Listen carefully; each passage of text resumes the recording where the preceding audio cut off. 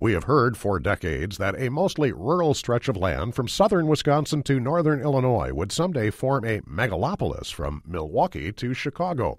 Last summer, WUWM News prepared a series of stories on changes in the corridor.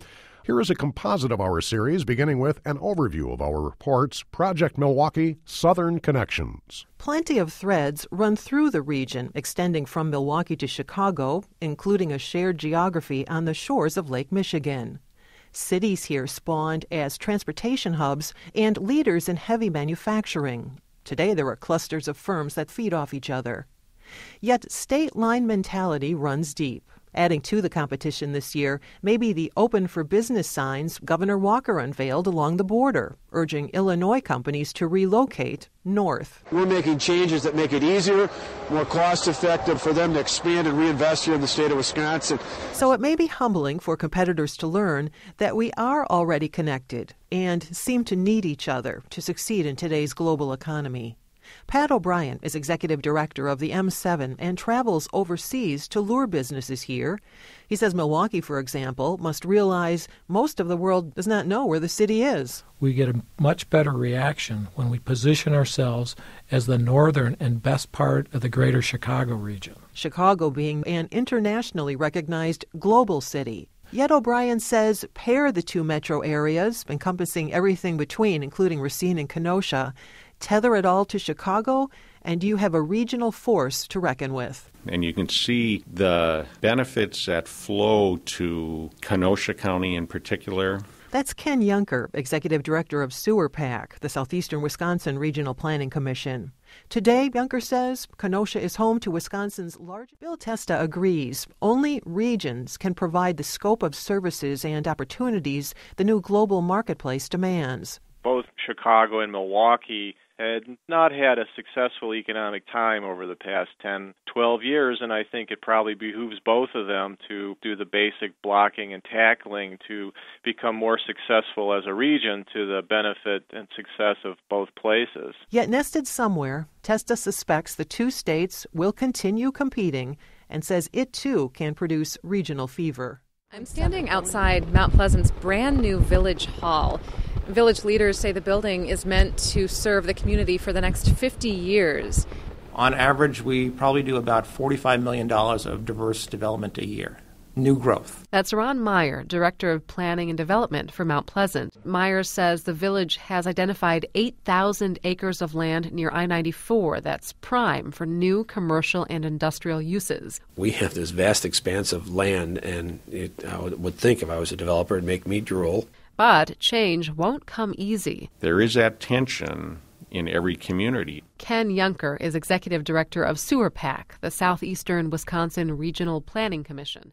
Every community's goal in the corridor should be to create an influential region, according to Milwaukee County Supervisor Pat Jurczyk. This huge metropolitan area, and by that I mean all the way from Gary, Indiana up, is starting to join together. And I think we need to look at it from a comprehensive viewpoint and start doing the planning with the whole corridor in mind instead of each little village just planning their piece. I'm Erin Toner, 89.7. Strands of barbed wire sag from the top of a metal fence at the former Delphi plant on Howell and Drexel in Oak Creek.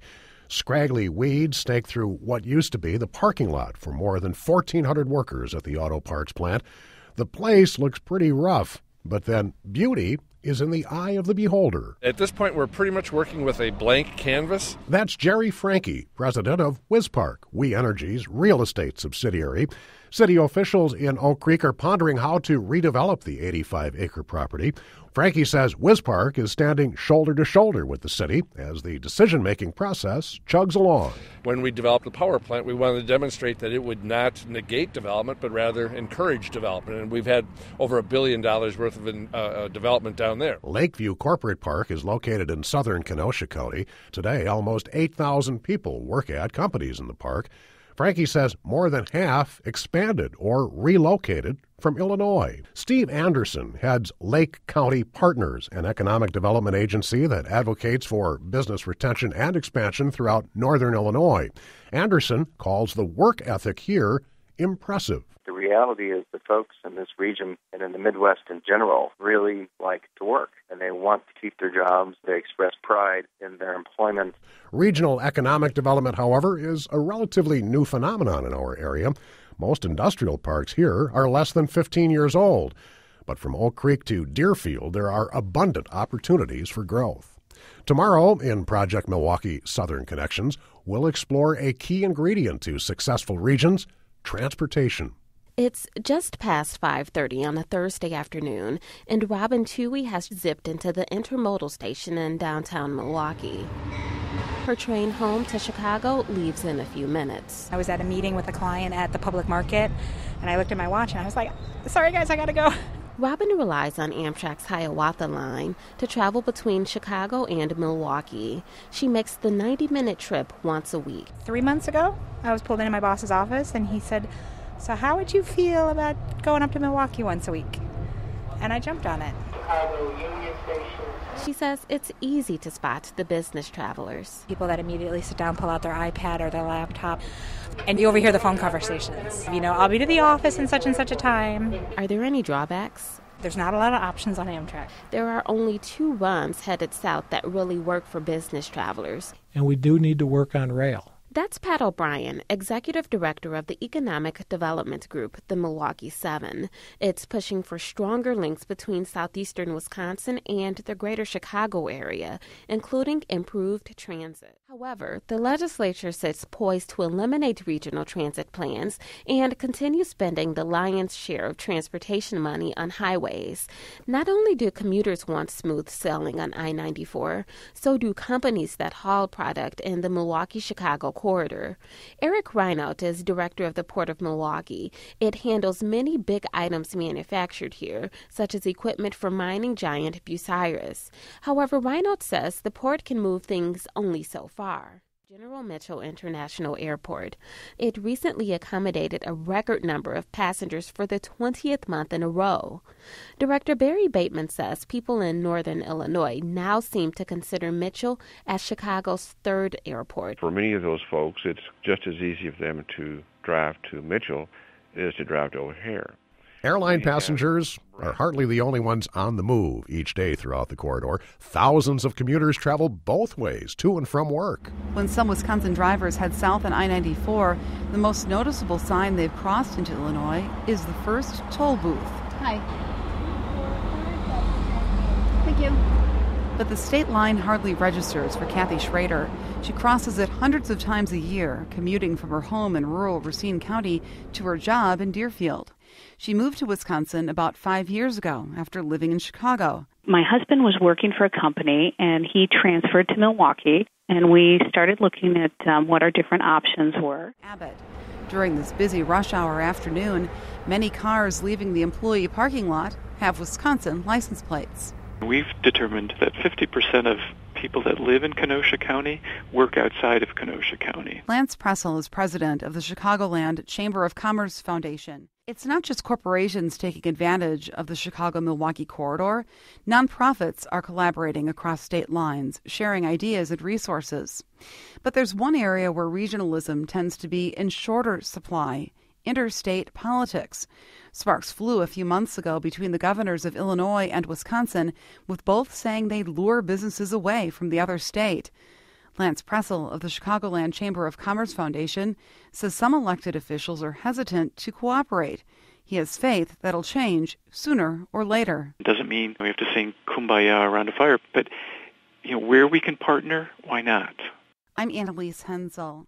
Our series of reports also focused on the role of education and training to meet present and future employment needs of the companies throughout the Milwaukee-Chicago corridor. And we looked at how politics colors the region's development. Workforce development was the topic of a breakfast meeting this week at the West Bend Mutual Center. Tim Sullivan sipped a cup of coffee while mingling with the crowd of more than 100 community leaders. He's chief executive officer of Bucyrus International, a mining equipment giant headquartered in South Milwaukee. According to Sullivan, the company has a great workforce of 1,600, but sometimes he has trouble filling positions because applicants lack the necessary skills. So he insists education is essential to the economic success of the corridor. huge, and quite frankly, it's probably the thing that needs to be fixed the most. We need to be at the table with business. That's Dan Clancy, president of the Wisconsin Technical College System. Clancy says the biggest need in southeastern Wisconsin is for workers in the field of advanced manufacturing. We offer both a one-year degree, also a lot more intensive training programs, machine tooling or welding. Even if more young people in southeastern Wisconsin are trained for jobs here, some could have difficulty commuting to and from work, particularly in Racine, according to Mayor John Dickert.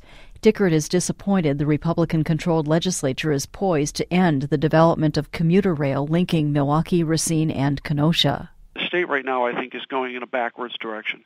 You could build 17 lanes of highway out on the I system. It wouldn't help Racine at all, because you still have to get people into Racine, and that's a 20-minute drive. But co-chair of the legislature's Joint Finance Committee, Robin Voss of Burlington, says the state is opting for better highways, including the current $2 billion upgrade of I-94 from Milwaukee to the state line. You know, people who try to focus on rail, I think, are living in the last century, not the next.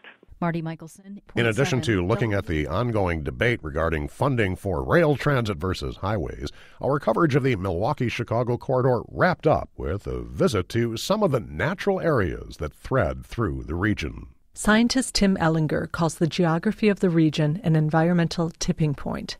The I-94 corridor between Milwaukee and Chicago straddles the subcontinental divide, separating the Lake Michigan and the Mississippi River basins. That means the region supports two different ecosystems. And the UWM biologist says the wow doesn't end there. There are a number of really important watersheds that go through that area. The scientist has sunk a good deal of research time into the meanderings of those rivers and streams and their histories. In the late 1800s, with the invention of the steam shovel, farmers were able to take these small sort of rivulets and dredge them into drainage ditches. The agricultural drainage districts were very, very important in sort of spurring the agricultural and economic development of that corridor for close to 100 years. The end of World War II stimulated urban development nearby. As the population in the region grew and farm fields gave way to subdivisions and parking lots, Ellinger says the agriculturally altered streams could no longer contain the rain spilling off ever more pervasive pavement. Because as it rained, rather than that water sinking into the prairie soils, it ran off the roads right into these straightened rivers, and you saw a steady increase in the frequency and the magnitude of the floods in these streams. Miles away, in one of the fastest-growing areas in the region, Kenosha County, Jerry Ziegler stands in the largest prairie of its kind in Wisconsin. Wild irises and shooting stars create splashes of color, while monarch butterflies flutter through the air. Birds zoom by too quickly to be identified. This is an important stopover on the Lake Michigan flyways for migrating birds. As you go along the coastline, there aren't many places, large areas for birds to stop.